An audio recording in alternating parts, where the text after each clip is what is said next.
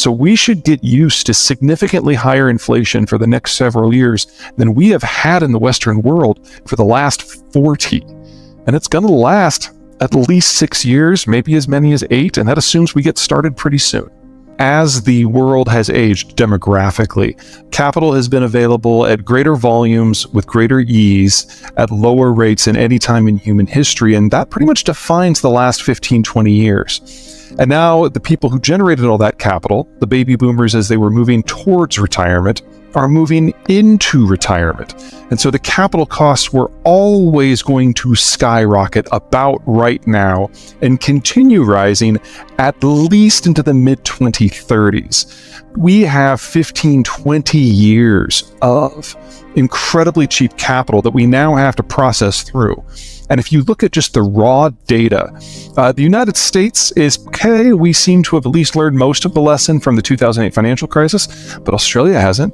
Australian credit has risen by a factor of 7 since the year 2000. In the case of India, you're talking about 14. In the case of China, you're talking 34. So the idea that we can kind of let the air out of some of these financial bubbles without them popping is probably a bit of a stretch. Well, I would start by saying that the United States banking sector tends to be among the more healthy ones in the world. And if half of our banks really are insolvent, we're all screwed and it doesn't matter what you do.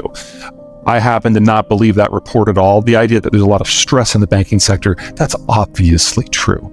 But let me dial this back a little bit and put a couple of things into context. Think about what tech is. Think about what Silicon Valley is.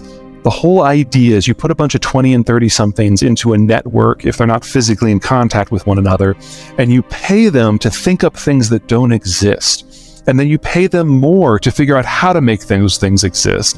And then you pay them more to prototype those technologies and even more to operationalize them. And only then do you start building them out throughout society. You don't get money back from any of that. That is all done on credit. And so you have to have a financial system that is deep, that is liquid, and finance has to be easy to come by and above all cheap.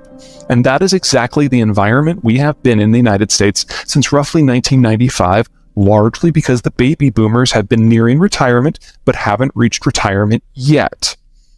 What changed last year is we hit majority retirement for the baby boomers.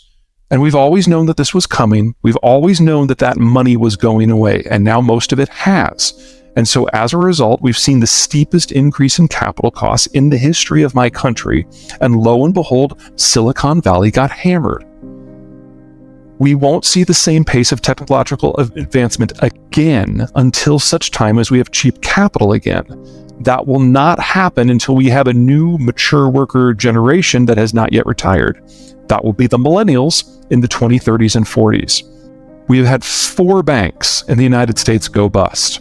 Every single one of them was affiliated with the tech sector. That's to be expected. The fact that only 4 went bust is actually kind of a surprise to me. And if you look at the wider economy, the sharpest increase in capital costs we've ever had, not one went bust. Is everyone under stress? Sure, you can't change capital costs that suddenly without stress. But as Donald Rumsfeld used to say, that's a known. This is what the Federal Reserve was built to deal with, and it has tools for this. Does that mean other banks aren't going to go? Not what I'm saying. I'm saying at this point in the cycle, or super cycle, which is probably a more appropriate term here, the damage really is held to just a couple of sectors, with tech at the top of the list, real estate's probably second. So far, purchasing power is holding up, consumer activity is holding up, property prices are mostly holding up. I don't want to say a recession is impossible in my country, but so far, things look okay. Well, let me start by saying I never want the Federal Reserve's job, so I'm not going to be one of those armchair pundits who questions their every motion, because I don't think I could do better.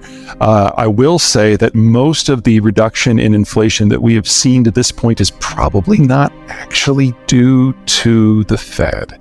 It's because we're now quite a ways past COVID.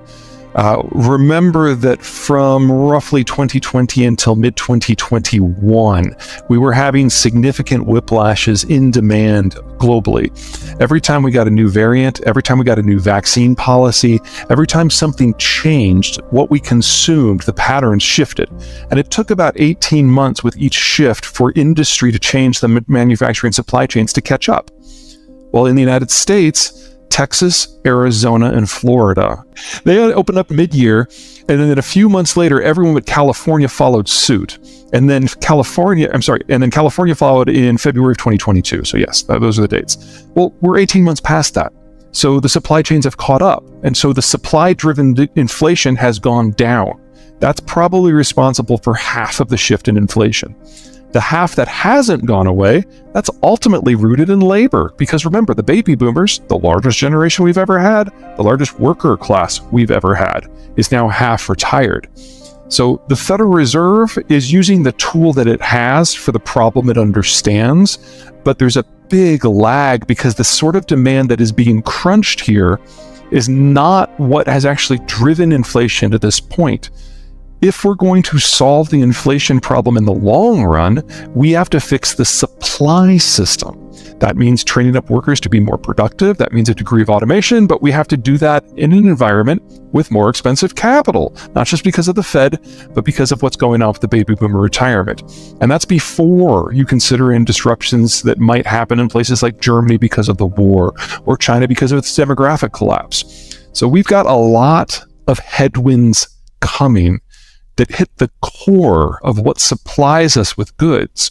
And the only way to get around that is produce more goods elsewhere, and that means building more industrial plant, and that is also inflationary.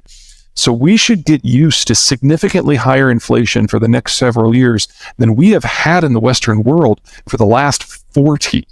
And it's going to last at least 6 years, maybe as many as 8, and that assumes we get started pretty soon. It doesn't matter who's president. The government is always going to do a degree of spin to help people or to try to get people to not panic. I think to the degree that the governments of the world understand the problem is in some question in my mind. But the biggest concern that I have is we are radically unprepared for China exiting the manufacturing business. Demographically speaking, their labor costs have gone up now by a factor of 16 since 2020. They're no longer the low-cost producer of anything.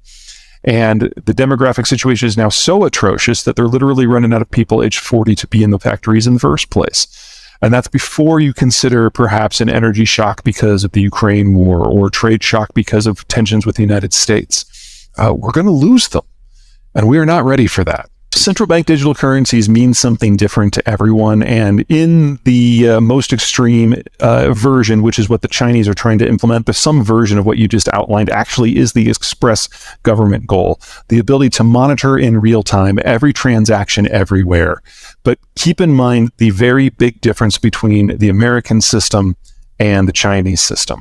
The American Federal Reserve is just a few hundred people, and they have no interest in monitoring transactions, and they have no capacity without at least 100-fold expansion in their staff.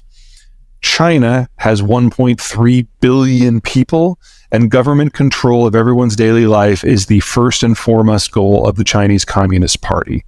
So for one of these governments, a digital currency is expressly designed to do exactly what you said, and in the other case, with the Federal Reserve isn't even sure it wants one.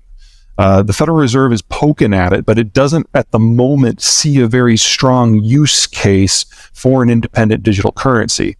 Now, if you talk about a digital currency as what the Fed is actually doing, which is just basically making all transactions that want to be digital, and you use paper to cash as quickly as rarely as possible, and everything is cleared on your phone, then yes, the Federal Reserve is going that direction. But the United Kingdom is already there because the United Kingdom basically got rid of paper checks. So there's a natural evolution here in the financial system that the Fed is embracing. But what most people talk about when they're talking about CDBs is really not what the Western world is even exploring, much less has an interest in.